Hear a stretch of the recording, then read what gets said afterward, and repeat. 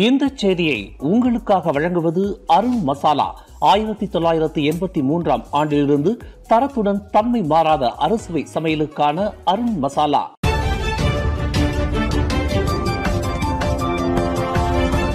வணக்கம். திசைகளின் ஒரு மணி செய்திகள். பினாங்கு முன்னாள் துணை முதலமைச்சர் டாக்டர் ராமசாமிக்கு எதிராக 17 நம்பிக்கை மோசடி குற்றச்சாட்டுகள்.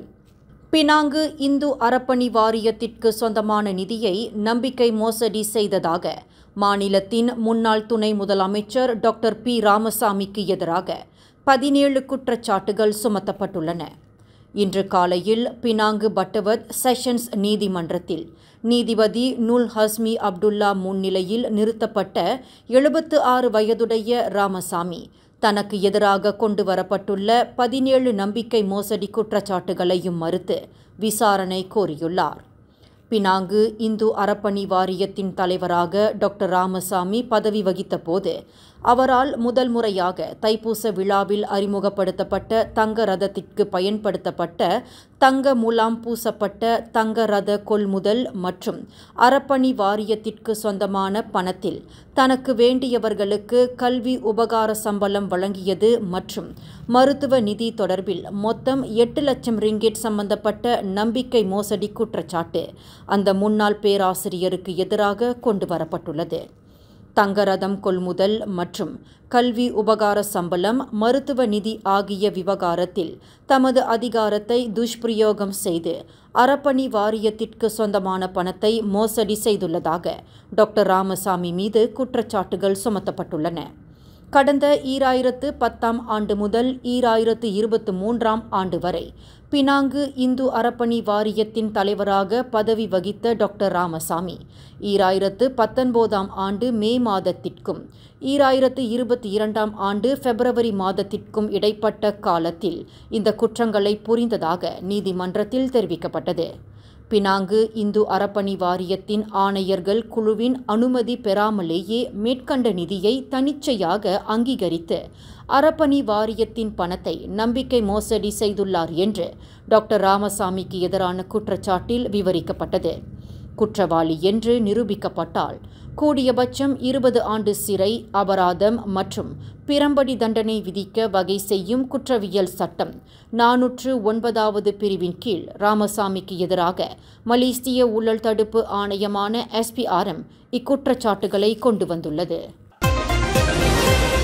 தலுக் இந்தானில் நேற்று காலையில் நிகழ்ந்த விபத்தில் கலக தடுப்பு படையை சேர்ந்த 9 போலீஸ்காரர்கள் உயிரிழந்த கோர விபத்திற்கு காரணமானவர்கள் என்று சந்தேகிக்கப்படும் கற்களை ஏற்றி வந்த லாரி ஓட்டுநர் விசாரணைக்கு ஏதுவாக 4 நாள் தடுப்பு காவலில் வைக்கப்பட்டுள்ளார். இன்று காலையில் தலுக் இந்தான் மேஜிஸ்ட்ரேட் நீதிமன்றத்தில் அந்த லாரி ஓட்டுநர் மேஜிஸ்ட்ரேட் நைடாத்துல் அத்திரா அஸ்மான் முன்னிலையில் நிறுத்தப்பட்டு தடுத்து வைப்பதற்கான அனுமதியை போலீஸ் துறை பெற்றுள்ளது. 45 வயதுடைய அந்த சந்தேக பேர்வழி 1987 ஆண்டு சாலை போக்குவரத்து சட்டத்தின் கீழ் தடுத்து வைக்கப்பட்டு விசாரணை செய்யப்படுவதற்கு அனுமதி அளிக்கப்பட்டுள்ளது. சம்பந்தப்பட்ட லாரி ஓட்டுநர் கற்பழிப்பு, போதைப்பொருள் திருட்டு சம்பவங்கள் தொடர்பில் ஏற்கனவே 6 குற்றப்பதிவுகளை கொண்டுள்ளதாக போலீஸ் படை துணைத் தலைவர் டத்தோஸ்ரீ அயூப் கான் மைடின் பிச்சை நேற்று விவரித்து இருந்தார். ரஷ்யாவிற்கு 4 நாள் அதிகாரத்துவ வருகையை மேற்கொண்டுள்ள பிரதமர் டத்தோஸ்ரீ அன்வார் இப்ராஹிம் தலைநகர் மோஸ்கோ சென்றடைந்தார். மலேசிய நேரப்படி நேற்றிரவு 11:26 மணியளவில் மோஸ்கோ நுகோவோ அனைத்துலக விமான நிலையத்தை சென்றடைந்த பிரதமருக்கு விமான நிலையத்தில் மகத்தான சிவப்பு கம்பள வரவேற்பு நல்கப்பட்டது. தமது 4 நாள் அலுவல் பயணத்தில் ரஷ்ய அதிபர் விளாடிமிர் புட்டின் மற்றும் ரஷ்ய பிரதமர் மிகாயில் மிஷூஸ்தின் ஆகியோருடன் சந்திப்பு நடத்துவார். மலேசியாவிற்கும் ரஷ்யாவிற்கும் வியூகம் நிறைந்த புதிய துறைகளில் இருவழி ஒத்துழைப்பு கொள்வது ஆராயப்படும் என்று எதிர்பார்க்கப்படுகிறது. தலுக் இந்தான் சாலை விபத்தில் தங்களின் இன்னுயிரை நீத்த கலக தடுப்பு போலீஸ் பிரிவின் 9 வீரர்களுக்கு போலீசார் நடத்திய இறுதி மரியாதை சடங்கில் அவர்களின் உடல்களுக்கு அஞ்சலி செலுத்தப்பட்டது. ஈப்போ சுங்காய் சன்னாம் மத்திய சேமப்படையின் 5வது போலீஸ் பிரிவு அந்த 9 வீரர்களுக்கும் உரிய மரியாதை செலுத்தி பிரியாவிடை தந்தது. 9 வீரர்களின் உடல்களும் இன்று அதிகாலை 3 மணியளவில் தத்தம் குடும்பத்தினரிடம் ஒப்படைக்கப்பட்டன. வீரர்களின் உடல்கள் அவர்களின் குடும்பத்தினரிடம் ஒப்படைக்கப்படுவதற்கு முன்னதாக ஜாலோர் கமிலாங் கொடி போர்த்தப்பட்டு அவர்களின் தியாகத்திற்கு மௌன அஞ்சலி செலுத்தப்பட்டது. இந்நிகழ்வில் பேரா மாநில ஆட்சிக்குழு உறுப்பினர் கைருடின் அபு ஹனீபா, போலீஸ் படை துணைத் தலைவர் டத்தோஸ்ரீ அயோப் கான் மைடின் பிச்சை, பேரா மாநில போலீஸ் தலைவர் டத்தோ நூர் ஹிசாம் நூர்டின் ஆகியோர் கலந்து கொண்டனர். மலேசியா கடந்த ஆண்டில் தொழிலாளர் நலன் மற்றும் தொழிலாளர் உரிமைகளை வலுப்படுத்துவதில் குறிப்பிடத்தக்க முன்னேற்றத்தை கண்டுள்ளதாக மனிதவள அமைச்சர் ஸ்டீவன் சிம் தெரிவித்தார். மலேசியாவில் வேலையின்மை விகிதம் கடந்த 10 ஆண்டுகளில் இல்லாத அளவுக்கு 3.1 விழுக்காடாக குறைந்துள்ளது என்று ஸ்டீவன் சிம் சுட்டிக்காட்டினார்.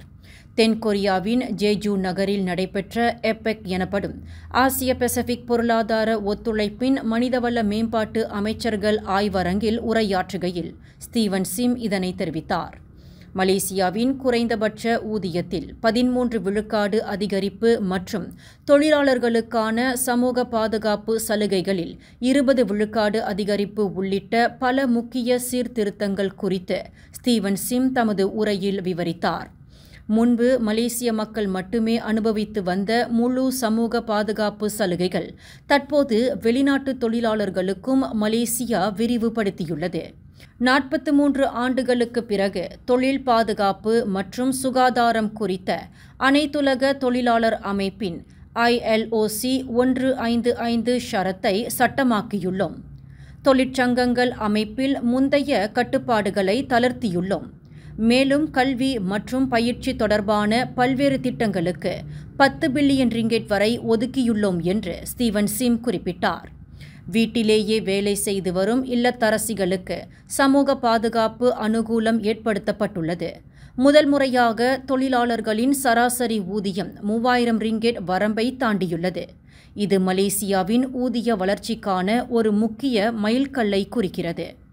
இவையாவும் மலேசியாவில் தொழிலாளர்கள் நலன் சார்ந்த முக்கிய அம்சங்களை குறிக்கிறது என்று ஸ்டீவன் சிம் தமது உரையில் தெரிவித்தார். 2,10,00,000 ரிங்கெட் சம்பந்தப்பட்ட சட்டவிரோத பணமாற்றம் நடவடிக்கைகள் மற்றும் தகுதியற்ற கடன் கோரிக்கையை அங்கீகரித்தது தொடர்பில் 2 முன்னணி வங்கிகளில் 3 அதிகாரிகளை மலேசிய ஊழல் தடுப்பு ஆணையமான SPRM கைது செய்துள்ளது. வங்கியின் வர்த்தகம் தொடர்பான நிர்வாகி, வங்கி இலாக்கா தலைவர் மற்றும் வங்கி கிளை நிர்வாகி ஆகியோரே அந்த 3 வங்கி அதிகாரிகள் ஆவர் என்று SPRM வட்டாரங்கள் கூறுகின்றன. கடந்த 2024ஆம் ஆண்டில் 3 நிறுவனங்களிடம் இருந்து லஞ்ச வடிவில் பெற்ற பணத்தை பயன்படுத்தி சட்டவிரோத பணமாற்றம் நடவடிக்கைகளில் ஈடுபட்டதுடன் தகுதியற்ற கடன்களை அங்கீகரித்துள்ளதாக அந்த 3 பேருக்கு எதிரான குற்றச்சாட்டில் தெரிவிக்கப்பட்டுள்ளது. 3 நிறுவனங்கள் மொத்தம் 2,10,00,000 ரிங்கிட் கடனை பெறுவதற்கு சமர்ப்பிக்கப்பட்டுள்ள 5 விண்ணப்பங்களை அங்கீகரிப்பதில் இந்த 3 வங்கி அதிகாரிகளும் பெரிய அளவில் லஞ்சம் பெற்றதாக கூறப்படுகிறது.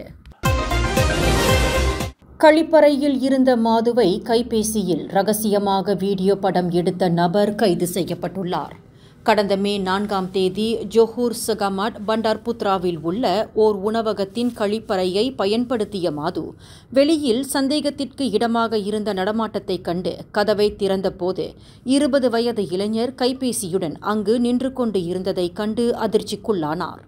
பின்னர் இது குறித்து போலீசில் புகார் செய்ததை தொடர்ந்து கடந்த மே 9ஆம் தேதி 20 வயது மதிக்கத்தக்க உள்ளூர் ஆடவரை போலீசார் கைது செய்ததாக சகமாட் மாவட்ட போலீஸ் தலைவர் அஹ்மத் ஜம்ரி மரின்சா தெரிவித்தார்.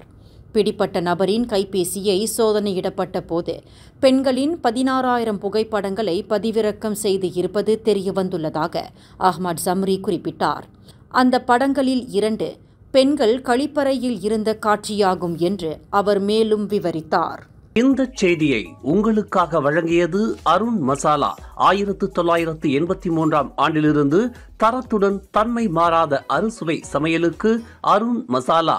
மேலும் செய்திகளை தெரிந்து கொள்ள கீழே இருக்கும் பெல் பட்டனை அழுத்துங்கள். உங்கள் மகிழ்ச்சியை வெளிப்படுத்த லைக் மற்றும் ஷேர் செய்யுங்கள். தொடர்ந்து திசைகளோடு இணைந்திருக்க சப்ஸ்கிரைப் செய்யுங்கள்.